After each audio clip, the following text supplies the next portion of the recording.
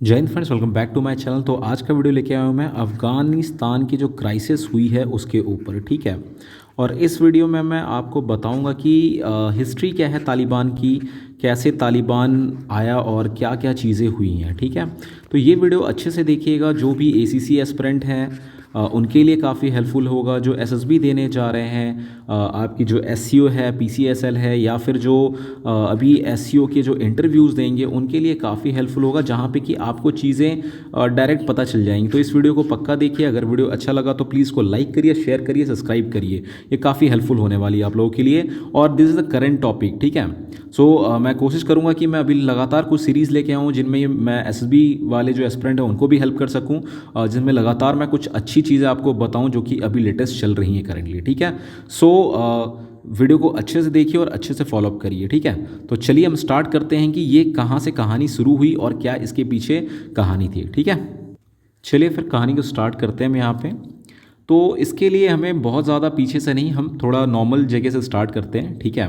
तो मैं पहले आपको बताना चाहूँगा कि अफ़गानिस्तान को एक और नाम से जाना जाता है, ठीक है। तो वो जो नाम है वो है ग्रेवयार्ड ऑफ एम्पायर्स, ठीक है। तो ये ग्रेवयार्ड ऑफ एम्पायर्स क्यों कहते हैं इसको, अगर इसके बेसिक मतलब को समझे तो आपको समझ में आ जाएगा कि ये ग्रेवयार्ड थी जितने भी एम्पायर्स थे उनके लिए, ठीक है। क्योंकि बहुत सारे जो सुपर पावर कंट्रीज़ थी वो अफ़गानिस्तान में आई तो सही थी, बट ठीक ठाक तरीके से जा नहीं पाई, मतलब ज़्यादा दिन उन्होंने वहाँ पे राज नहीं किया, ठीक है। तो उनके बारे में हम कुछ पहले नज़र डालेंगे, कौन कौन सी थी और कब कब की बातें हैं ये। तो अगर हम बात करते हैं 19वीं सदी की, 19वीं सदी में ब्रिटिशर्स वहाँ पे आए थे, बट बहुत ही बुरी तरीके से जिल्लत भरी हार लेके वहाँ से अफ़गानिस्तान से चले गए। उसके बाद लगातार ये प्रोसेस जारी है। अगर हम 20वीं सदी में देखें तो 20th सेंचुरी में क्या हुआ था, सोवियत यूनियन आई थी और 9 साल वहाँ पे रहने के बाद वो भी वहाँ से चली गई। और अब 21वीं सदी अगर हम देखते हैं तो यूएसए वहाँ पे 20 साल थी और 20 साल के बाद यूएसए भी वहाँ से चली गई। तो इससे ये होता है कि अफ़गानिस्तान जो है ग्रेवयार्ड ऑफ एम्पायर्स का जगह के नाम से जो हम कहते हैं वो सच बात है। यहाँ पे आते तो हैं बट यहाँ लोग टिक नहीं पाते हैं अफ़गानियों के आगे, ठीक है। तो चलिए मैं और भी पुरानी कुछ हिस्ट्रीज़ आपको बताता हूँ, उसके बाद आगे की प्रोसेस में चलते हैं हम। अगर मैं पहले की बात करूं तो पहले ऐसा नहीं था कि अफ़गानिस्तान को कभी कॉन्कर नहीं किया गया था। अगर हम पहले देखते हैं तो जो पुराने अलेक्जेंडर द ग्रेट थे उन्होंने भी इसकी कोशिश करी थी, अरब किंग ने भी कोशिश करी, चंगेज़ खान ने भी कोशिश करी, शाहजहाँ और औरंगज़ेब ने भी कोशिश करी। साथ ही साथ जो सिख राजा थे हमारे राणा रंजीत सिंह, उन्होंने भी कोशिश करी थी अफ़गानिस्तान पे राज करने की। बट अफ़गानिस्तान के जो जवान हैं, जो वहाँ की जनता है, वो अपने ऊपर ज़्यादा देर किसी को टिकने नहीं देती है। चलिए इतने एंसेंट हिस्ट्री के बारे में ना जान के हम थोड़ा आगे से जानते हैं। एक टाइम था जब सोवियत यूनियन एक साइड हुआ करती थी, रशिया, और इस साइड पे कब्ज़ा था आपके ब्रिटिश सरकार का, ठीक है। ये इंडिया का प्रोविडेंस हुआ करता था और बीच में थी ये अफ़गान, ठीक है। तो इनको अपनी जीत से काफ़ी ज़्यादा उम्मीदें हो रखी थी ब्रिटिशर्स को। तो इन्होंने सोचा कि अब इस जगह को भी हम ऑक्यूपाई करते हैं। तो इन्होंने क्या किया, अपने ट्रूप्स को यहाँ पे भेजा। और जो उस समय के राजा हुआ करते थे वहाँ पे, तो जो इनके राजा हुआ करते थे एमिर दोस्त मोहम्मद, ठीक है।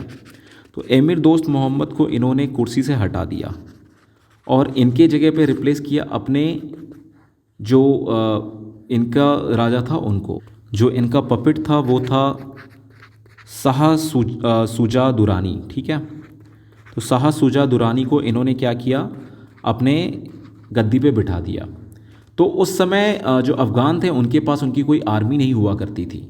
वो क्या करते थे, एक एक गांव होते थे, उनमें जो सूबेदार होता था, जो उनका हेड होता था, उनके अंडर में जो उनकी ट्रूप्स थी वो लड़ती थी। सो उस समय उनके पास कोई आर्मी नहीं थी। बट जब ब्रिटिशर्स ने वहाँ पे चीज़ें हरकतें करनी शुरू करी तो इन्होंने क्या किया, जितने गांव थे, छोटे छोटे गांव, सारे यूनाइटेड हो गए और यूनाइटेड होकर उन्होंने अपनी एक आर्मी खड़ी करी, ठीक है। और उन्होंने ब्रिटिशर्स के अगेंस्ट में वॉर स्टार्ट कर दिया। और उस वक्त क्या था, ब्रिटिशर्स के पास जो इक्विपमेंट्स थे वो काफ़ी अच्छे थे और इनके पास उस स्टैंडर्ड के इक्विपमेंट्स नहीं थे। बट ये वॉर चला दोनों के बीच में और 3 साल तक ये वॉर चलने के बाद और यहाँ पे ब्रिटिश सरकार हार जाती है। फिर क्या होता है यहाँ पे सेम, इसके बाद यहाँ पे सुजा दुरानी का मर्डर हो जाता है और एमिर दोस्त मोहम्मद को फिर से एम्पायर पे बिठा दिया जाता है, फिर से ये गद्दी पे आ जाते हैं। और इस लड़ाई का नाम होता है फर्स्ट एंग्लो अफगान वॉर। ठीक है, इसको याद रखिएगा, it is the first Anglo Afghan war. ये हो सकता है आपके एग्ज़ाम में आपको कहीं हिट कर जाए। ठीक है, अफगान वॉर। ठीक है, ये कब से कब हुई थी? ये हुई थी 1839 से 1842 तक ये लड़ाई चली थी। अब इसके बाद क्या होता है कि ब्रिटिशर्स को अपनी हार बर्दाश्त नहीं होती है, वे दोबारा से 1878 में अगेन वॉर करते हैं, जिसको कहा जाता है सेकेंड एंग्लो अफगान वॉर। ठीक है, इसमें क्या होता है, ब्रिटिशर्स जीत जाते हैं यहाँ पे और उन्होंने कुछ एरियाज़ को ऑक्यूपाई कर लेते हैं, वो अफगानिस्तान के। ठीक है, बट उनको वहाँ पे राज नहीं करना होता, उनको बस अपना एक इन्फ्लुएंस फैलाना होता है। तो उसके तहत वो ज़्यादा वहाँ पे कुछ चीज़ें चेंजेस नहीं करते हैं। तो जो चीज़ें पहले से चल रही होती हैं सारी चीज़ें ऑलमोस्ट उस हिसाब से रहती हैं। ठीक है, उसके बाद 1893 में उन्होंने इंडिया और अफगान के बीच में एक इंटरनेशनल बॉर्डर लाइन बनाते हैं, जिस बॉर्डर लाइन को आज हम डोरांड लाइन के नाम से जानते हैं। ठीक है, उसके बाद क्या होता है, 1907 ईस्वी में क्या होता है, एक एग्रीमेंट साइन किया जाता है रशिया और ब्रिटिशर्स के बीच में, क्योंकि वो जो बीच की जगह थी उसको लेके वहाँ पे, और ये फाइंड आउट होता है वहाँ पे रशिया को लगता है कि ये ब्रिटिश स्पेस के अंदर आती है, तो वहाँ पे रशिया कहती है कि अब मैं इसमें इंटरफेयर नहीं करूँगा इनके साथ। ठीक है, सो इसके आगे की कहानी चलिए मैं बताता हूँ कि अब आगे क्या होता है।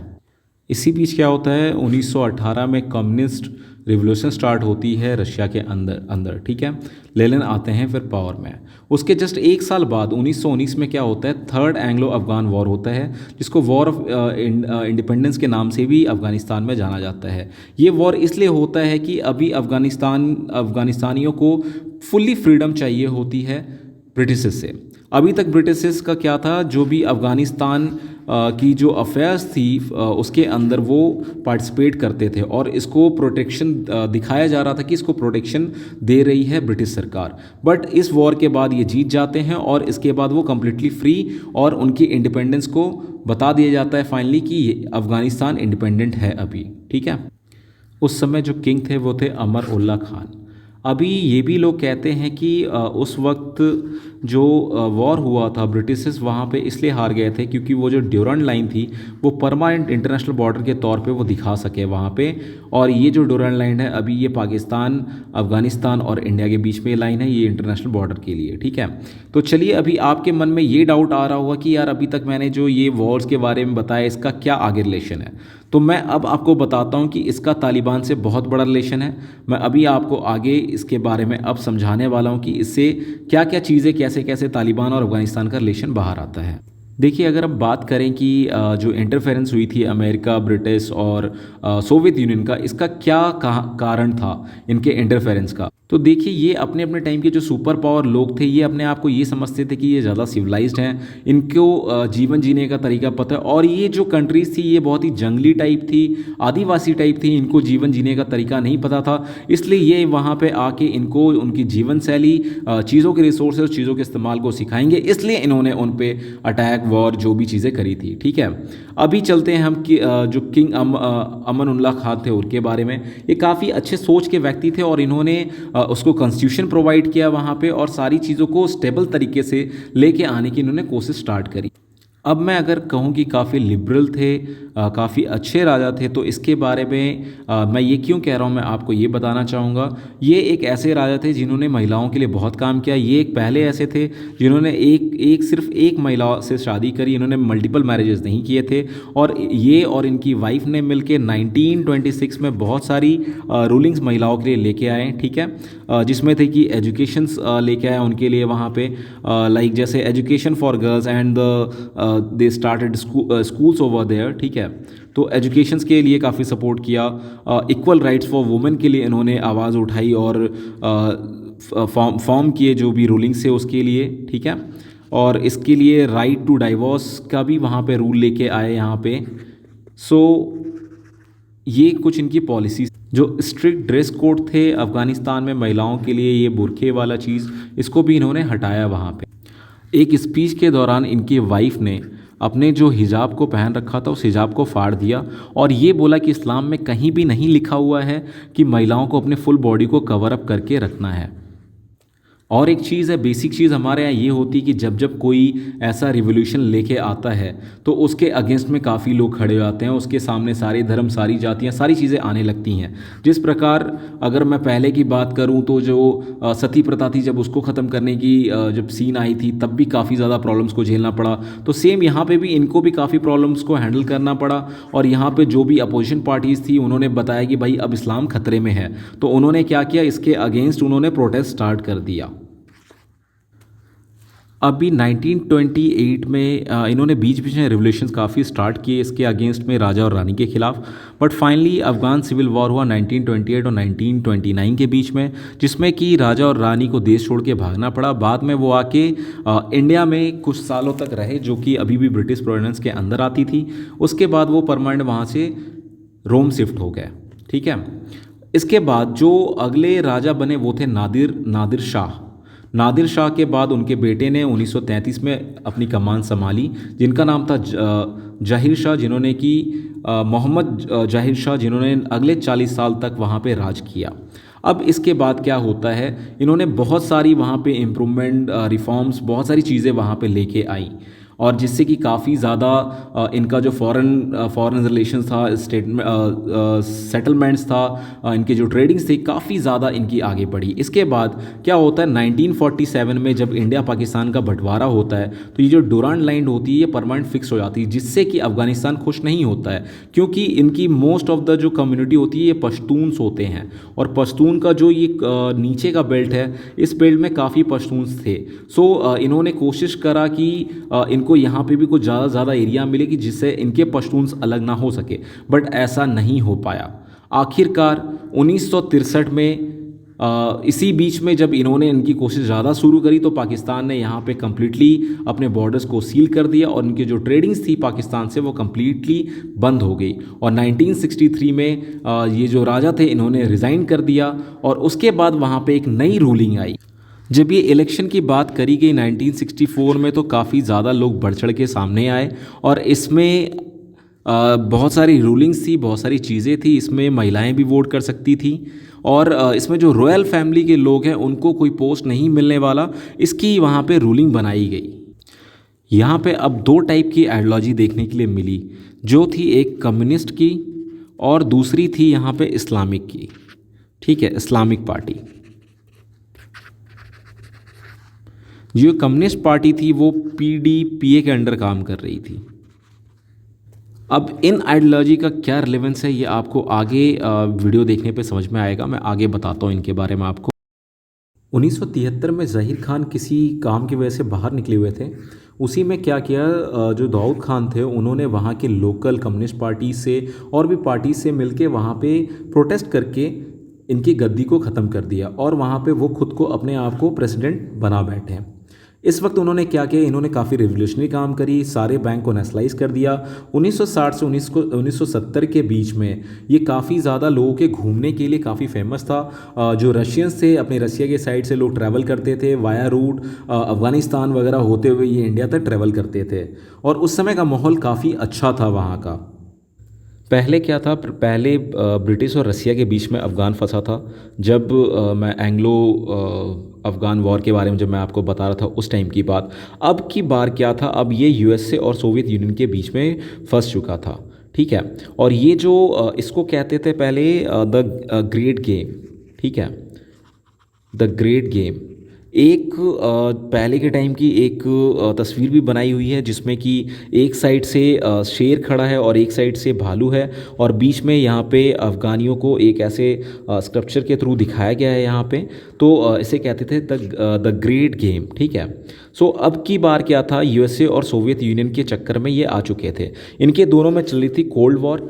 ठीक है, इसमें क्या था कि जो दोनों देश थे एक दूसरे सारे कंट्रीज़ के ऊपर में अपना इन्फ्लुएंस जमाने का कोशिश कर रहे थे उस टाइम पे। और उस टाइम पे आई नॉन अलाइन मूवमेंट, जो कि इसमें ये था कि ना हम यूएसए को सपोर्ट करेंगे, ना ही हम सोवियत यूनियन को सपोर्ट करेंगे। बहुत सारी कंट्रीज़ थी जो इसमें चीज़ों को सपोर्ट कर रही थी कि मतलब वो भी इसके अंदर नॉन अलाइन मूवमेंट के अंदर में है, वो किसी के इन्फ्लुएंस के अंडर काम नहीं करेंगे। ठीक है, और इसी के साथ एक और कंट्री थी इसमें, जो थी अफ़गानिस्तान। अब इस चीज़ से क्या हुआ यहाँ पे, पहले जो अफ़गान का रिलेशन था, जब इन्होंने दाऊद खान ने कुर्सी से हटाया था उस टाइम पे इन्होंने सोवियत यूनियन से काफ़ी ज़्यादा सपोर्ट लिया था। और यहाँ पे थी अभी इन्फ्लुएंस में यूएस से, और साथ में यहाँ पे था अभी इंडिया। तो इन्होंने क्या किया, पहले इनका सोवियत यूनियन के साथ काफ़ी अच्छा रिलेशन था। तो अभी इन्होंने सोवियत यूनियन से रिलेशन नॉर्मल करते हुए यहाँ पे इन्होंने यूएसए के साथ भी रिलेशन बनाने की कोशिश करी और इंडिया के साथ भी बनाने की कोशिश करी, और ये चीज़ सोवियत यूनियन को काफ़ी ख़राब लगा यहाँ पे। अब इसके बाद क्या होता है, पीडीपी ये दो पार्टीज़ में डिवाइड हो जाती हैं। यहाँ से दो पार्टी निकल के सामने आती हैं, एक खल्क होती है, एक परचम होती है। सोवियत यूनियन के बीच में शांति बनाए रखने की कोशिश करती है, बट नहीं हो पाता है उतना ज़्यादा। फिर 1977 में दाऊद खान ने अपनी एक नई पार्टी बनाते हैं जिसका नाम होता है एनआरपी, नेशनल रिवोल्यूशनरी पार्टी। ये किस काम पे काम करती है, ये इस्लाम के ऊपर काम करती है, नेशनलिज्म के ऊपर काम करती है और सोशलिज्म के ऊपर काम करती है। अब इन्होंने इस्लामिक्स को अपने साथ मिलाने की कोशिश करी और इनको डर पैदा हो गया दूसरी और पार्टी उसको लेके। तो उन्होंने क्या किया, फिर हज़ारों की संख्या में अपने आप को सत्ता में रख के उनको मरवाने का काम शुरू कर दिया कि मोहम्मद दाऊद खान सत्ता में बरकरार रहें। सो इन्होंने सत्ता के वजह से ऐसी चीज़ें करती हैं, और जो कि इतना पीसफुल कंट्री था वो अब पीसफुल नहीं रह चुका था। अब क्या होता है, अप्रैल 1978 में क्या होता है, एक मर्डर हो जाता है कम्युनिस्ट लीडर का, जिसके मर्डर की वजह से इनके अगेंस्ट एक कू होता है जिसमें कि पूरी तख्ता पलट हो जाती है। और इसका रिज़ल्ट ये निकल के आता है कि दाऊद खान की हत्या हो जाती है उनके पूरी फैमिली के साथ यहाँ पे। और इस रिवॉल्यूशन को कहते हैं 100 रिवॉल्यूशन। अब इसके बाद क्या होता है, जब दाऊद खान का वहाँ पे मर्डर हो जाता है उसके बाद जो नए प्रेसिडेंट होते हैं ये वो नूर मोहम्मद टर्की बन के सामने आते हैं। ठीक है, तो इन्होंने डेमोक्रेटिक रिपब्लिक का वहाँ पे काफ़ी ज़्यादा प्रचार किया है। और उसके बाद क्या होता है, ये वहाँ पे जो मौलवीज़ के पावर होते हैं उनको छीन लेते हैं, गर्ल्स को स्कूल भेजने के लिए ज़्यादा प्रोत्साहित करते हैं। इन्होंने पहला अपना टीवी चैनल भी वहीं पे उस समय इन्हीं के टाइम पे लॉन्च हुआ था। इन्होंने जो लैंड्स का था वो दोबारा से रीडिस्ट्रीब्यूशन करते हैं लैंड्स के लिए। ठीक है, अब क्या होता है कि अगेन सेम चीज़, जो कट्टरपंथी थे उनको ये चीज़ पसंद नहीं आती है। तो ये जो इस्लामिक जो पार्टी थी वो पीडीपी के अगेंस्ट में सिविल वॉर अनाउंस कर देती है। अब जो डेमोक्रेटिक चीज़ थी सोवियत यूनियन इसको देख के यहाँ पे चुप तो नहीं रह सकती थी, इसलिए 1979 में वो अगेन इन्वॉल्व होती है अफ़गानिस्तान के लिए और मुजाहिदीन के अगेंस्ट वो आवाज़ उठाती है। अब इसमें चल रहा था कोल्ड वॉर, तो यहाँ पे अमेरिका अब नहीं चाहता था कि एक कंट्री वो लूज़ करे अपने इन्फ्लुएंस से। तो अब क्या करता है, यहाँ पे अमेरिका हिजबुल मुजाहिदीन को फंडिंग स्टार्ट कर देता है अगेंस्ट सोवियत यूनियन के। अब यहाँ पे कहानी एक नया मोड़ लेती है। 1979 में क्या होता है, नूर मोहम्मद ताराकी को हफीज़ उल्लाह आमिन ने मार देते हैं। अब यहाँ पे इस 1979 पे सोवियत यूनियन अब एंटर कर जाती है अफ़गानिस्तान में। अब यहाँ से कहानी आगे आपको पता चलेगी तालिबान कैसे आया और चीज़ें कैसे आगे काम कर रही हैं। इस्लामिक पार्टी वहाँ पे एक्टिव हो उससे पहले अब सोवियत यूनियन क्या करती है, यहाँ पे अपनी फोर्सेस को भिजवा के हफीज़ उल्लाह आमिन को यहाँ पे मरवा देती है। अब इसके बाद पावर में आते हैं बबरक कोमाल। ठीक है, इनके आते ही इन्होंने बहुत सारी कॉन्स्टिट्यूशन में परिवर्तन लाई और इन्होंने बताया कि भाई अभी फ्रीडम ऑफ स्पीच मिलेगा आपको, फ्रीडम ऑफ इलेक्शन रहेगा, फ्रीडम ऑफ रिलीजन रहेगा और राइट टू प्रोटेस्ट रहेगा। ठीक है, आप ये सारी चीज़ें इन्होंने प्रोवाइड करने का वायदा किया। अब ये फिर से लग रहा था कि अफ़गानिस्तान अगेन पीस की तरफ बढ़ रहा है, बट इस पीस को कैसे यूएसए देख सकता था यहाँ पे। अब आगे देखिए क्या होता है। अब इसमें क्या था, यहाँ पे देखिए इस समय कोल्ड वॉर चल रहा था सोवियत यूनियन और यूएसए के बीच में, और इन्होंने अपना पूरा इन्फ्लुएंस अफ़गानिस्तान के ऊपर काफ़ी अच्छे से जमा रखा था, जहाँ पे कि अब यूएसए को अपना पलड़ा नीचे दिखाई दे रहा था। अब इसको ठीक करने के लिए यूएसए ने क्या किया, यूएसए ने मुजाहिदीन को सपोर्ट करना स्टार्ट किया। पहले से ही ईरान और पाकिस्तान मुजाहिदीन को सपोर्ट कर रहे थे ऑलरेडी, अब यूएसए ने भी इनका साथ पूरा देना शुरू कर दिया। इसमें इन्होंने इसके लिए 5 लाख की फंडिंग भी कराई जो कि सीक्रेटली हुई थी। इसके बाद क्या होता है, मुजाहिदीन क्या थे, मुजाहिदीन का जो पहले ग्रुप था वो एक बस के कॉमन लोग होते थे जो कि गुरिल्ला फाइटर्स थे, जो कि गुरिल्ला पद्धति का इस्तेमाल करके प्रोटेस्ट करते थे। बट अब क्या रहा, अब इनके पास अब इनको गन्स भी प्रोवाइड कर दिए गए, एंटी एयरक्राफ्ट मिसाइल्स भी प्रोवाइड कर दिए गए, जिसके वजह से सोवियत यूनियन का वहाँ पर रहना मुश्किल हो चुका था। अब क्या होता है, 1988 में डॉक्टर मोहम्मद निजामुद्दीन यहाँ पे होते हैं इनके प्रेसिडेंट। तो वो क्या करते हैं, एक जिनेवा अकॉर्डिंग के दौरान एक पीस एक्ट साइन करते हैं पाकिस्तान के साथ, जिसमें से कि ये दोनों कंट्री एक दूसरे के इंटरनल मामलों में दखल नहीं देंगी। और यहाँ पे क्या होता है, अभी यहाँ पे सोवियत यूनियन और यूएसए के बीच में भी बात होती है। तो यूएसए कहता है कि मैं अपना सपोर्ट हिजबुल मुजाहिदीन को बंद कर दूंगा अगर आप वहाँ से अपनी आर्मी हटा लेते हो। तो फरवरी 1989 को क्या करती है, सोवियत यूनियन अपनी आर्मी वहाँ से हटाती है। इसके पीछे एक और कारण होता है, क्योंकि इस टाइम पे सोवियत यूनियन भी बहुत सारे पार्ट्स में टूटते हुए चली जाती है, इसकी भी पावर धीरे धीरे कम होने लगती है इस टाइम। अब क्या होता है, यहाँ पे सोवियत यूनियन ने अपनी आर्मी हटा ली, बट अभी भी जो इनके मुजाहिदीन की फंडिंग थी यूएसए के साइड से वो बंद नहीं होती है, और अभी भी इनको लगता है कि इस्लाम खतरे में होता है, और ये कंटिन्यूसली फाइट करते जाते हैं अपने जो प्रेसिडेंट थे उनके अगेंस्ट, डॉक्टर मोहम्मद निजामुद्दीन के अगेंस्ट में। और फाइनली 1992 में क्या होता है, मुजाहिदीन अफ़गानिस्तान पे पूर्ण रूप से कब्ज़ा जमा लेता है अपना। अब जब मुजाहिदीन में आपस में बहुत सारे ग्रुप्स लेके मुजाहिदीन बनी थी, अब इनके बीच में इंटरनल फाइटिंग शुरू हो जाती है कि हमारा लीडर कौन बनेगा। फिर भी फाइनली बुरहानुद्दीन रुबानी को ये ताजपोशी करा दी जाती है। इसके बाद 1996 में जन्म होता है तालिबान का, और तालिबान इस लीडर को भी रिमूव कर देता है वहाँ से, इनकी पोस्ट से। अब तालिबान था कौन, तालिबान का क्या मतलब होता है?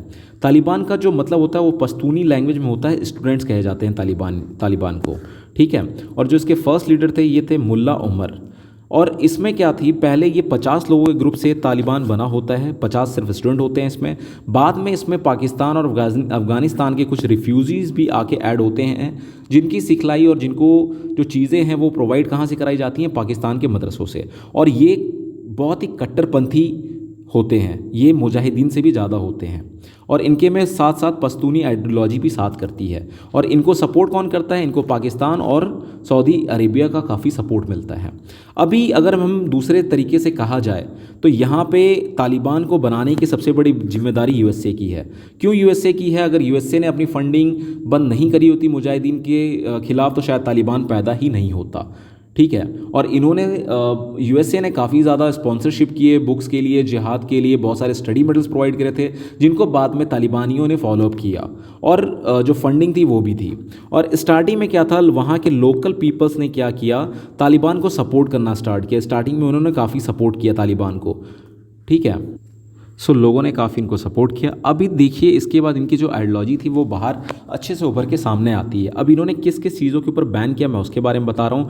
आपको ये सुन के आपके होश उड़ जाएंगे क्या क्या चीज़ें वहाँ बैन थी। वहाँ आप सिनेमा के ऊपर बैन था, टीवी के ऊपर बैन था, फुटबॉल बैन थी, फोटोग्राफी बैन थी, यूएन ऑफिसर्स का आना वहाँ बैन था, म्यूज़िक के ऊपर बैन था, वीसीआर्स पे बैन था, चेस के ऊपर बैन था, एनजीओज़ के ऊपर बैन था, काइट फ्लाइंग के ऊपर बैन था, फोटोग्राफी के ऊपर बैन था, फॉरेनर्स का वहाँ आना बंद था, इंटरनेट वहाँ नहीं यूज़ कर सकते थे आप।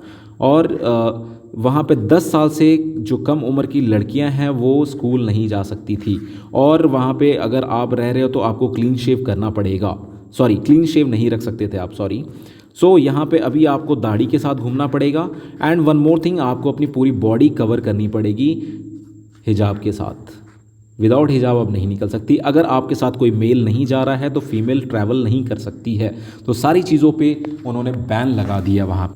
अब इसके बाद और क्या करते हैं ये तालिबानी, यहाँ पे तालिबान पश्तूनी आइडियोलॉजी को फॉलो करते, तो जो नॉन पश्तूनी वहाँ पे होते हैं उनको 1000 की संख्या में मारा जाता है, हिंदूज़ को बैजेस दिए जाते हैं, बुद्धा स्टैचूज़ को वहाँ पे तोड़ दिया जाता है, और जाहिर सी बात है जो उनके पहले प्रेसिडेंट थे निजमुल्लाह उनको भी मार दिया जाता है। इसके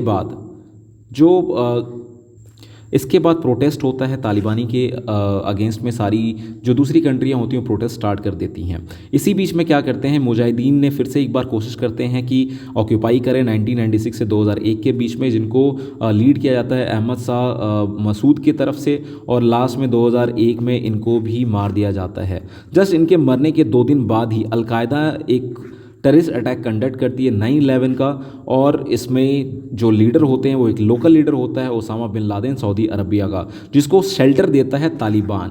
अब यहाँ से जो एक्चुअल जंग है वो स्टार्ट होती है। अब यहाँ पे रिवेंज लेने के लिए यूएसए अपनी जो आर्मी है वो अफ़गानिस्तान में भेज देती है यहाँ पे रिवेंज लेने के लिए। अब क्या करता है यूएसए यहाँ पे आने के बाद अपने एयरफोर्स अपने आर्मी को वहाँ भेजता है अफ़गानिस्तान में, तो बहुत सारी जगह पे एयर स्ट्राइक कराता है।